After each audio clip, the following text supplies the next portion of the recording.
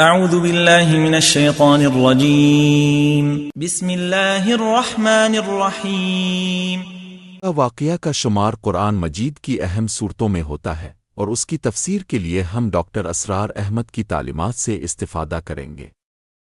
سورہ واقعہ مکہ میں نازل ہوئی جو 96 آیات پر مشتمل ہے اور اس میں قیامت کے دن کے احوال اور انسانی اعمال کے مطابق ملنے والے انجام کا ذکر ہے۔ آیات نمبر 1 سے 6۔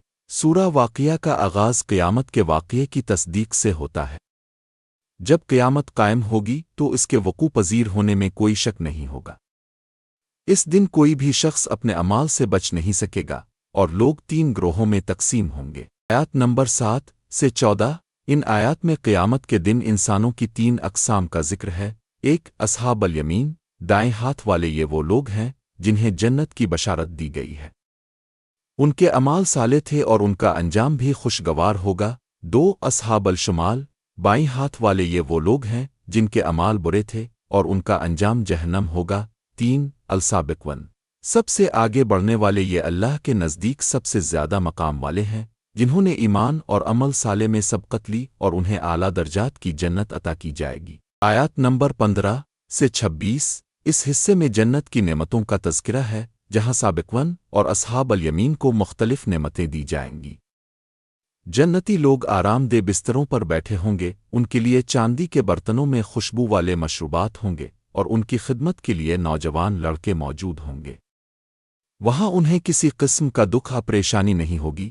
آیات نمبر 27-40۔ اصحاب الشمال کا ذکر کرتے ہوئے ان کے لیے دوزخ کی سخت سزاؤں کا بیان کیا گیا ہے۔ یہ وہ لوگ ہیں جنہوں نے دنیا میں اللہ اور اس کے رسول کی نافرمانی کی اور اب انہیں آگ کا سامنا کرنا پڑے گا۔ ان کے لیے نہ کوئی خوشبودار ہوا ہوگی نہ ٹھنڈک کا سامان، بلکہ جلتی ہوئی آگ اور گرم پانی ان کا مقدر ہوگا۔ آیات نمبر 41 سے 56۔ اس حصے میں اصحاب الشمال کی سزا اور ان کی بدبختی کا ذکر جاری رہتا ہے۔ اللہ تعالیٰ فرماتا ہے کہ یہ وہ لوگ ہیں جو دنیا میں عیش و عشرت میں مبتلا تھے اور آخرت کی فکر نہیں کی۔ قیامت کے دن ان کے اعمال کے بدلے میں انہیں آگ اور گرم پانی ملے گا، ان کے لیے کوئی نجات نہیں ہوگی۔